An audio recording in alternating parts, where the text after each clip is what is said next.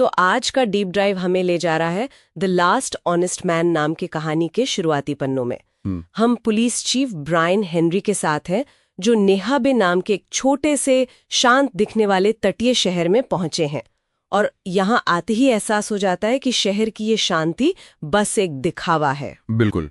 और कहानी की सबसे अच्छी बात यही है कि ये जो बेचैनी है ना, ये पहले पन्ने से ही महसूस होने लगती है। हाँ। जब मैं ऑप्शन ब्रायन का स्वागत करते हैं तो उनकी बातें दोस्तों वाली लगती हैं, लेकिन उनका अंदाज नहीं, उनकी मुस्कान आंखों तक नहीं पहुंचती है ना। एग्जैक्टली। और उनकी वो लाइन, अगर कोई चीज हाथ मिलाकर सुलझाई जा सकती है तो हम हाथ मिलाते हैं। ये कोई सलाह नहीं है, ये शहर में एंट्री का पहला नियम है, जो असल में एक छिपी हुई चेतावनी है। मतलब हमारे तरीके से चलो वरना मुश्किल होगी। हाँ। और ब्रायन को शहर में आते ही अजीब से संकेत भी मिलने लगते हैं। हाँ, वो भी है। जैसे डॉक पर वो टूरिस्ट गियर के लेबल वाले बक्से, और वो लायल नाम का आदमी, दागी चेहरे वाला, जो हर वक्त उस पे नजर रखे हुए हैं। बिल्कुल।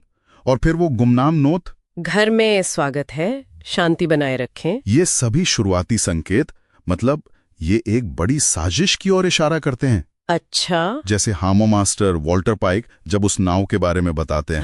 हाँ, जिसका कोई नाम नहीं, कोई लाइट नहीं। और वो गुमनाम फोन कॉल्स जो ब्रायन को चेतावनी देते हैं कि बंद दरवाजों को बंद रखो। तो ये साफ हो जाता है कि शहर की ये जो शांति है, ये एक बहुत ही होशियारी से बनाया गया मुखौटा है। तो ब्रायन को हर तरफ से चेतावनी मिल रही है कि शांत रहो और ज्यादा सवाल मत करो। लेकिन वो ऐसा करने वालों में से है नहीं, और यही इस किरदार की खासियत है। वो टकराव से बचता नहीं, बल्कि उसकी तरफ बढ़ता है। और ये टकराव हमें उस तूफानी रात में देखने को मिलता है, जब वो अपने डेप्टी हाइंस और कूपर के साथ डॉक कर पहुंचता है। हाँ, जब वो तस्करों से भिड़ जाता है, वो पल कहानी का रुख ही बदल देता है। बिल्कुल। गोलियां चलती हैं, और जब वो बक्से खुलते हैं तो पता चलता है कि उनमें सिर्फ शराब नहीं, बल्कि ड्रग्स हैं। और उसी एक पल में नेहा बेग का जो हिंसक और काला सच है, वो उजागर हो जाता है। यकीना। तो क्या हम इस टकराव को ब्रायन के लिए पॉइंट ऑफ नो रिटर्न कह सकते हैं? बिल्कुल कह सकते हैं।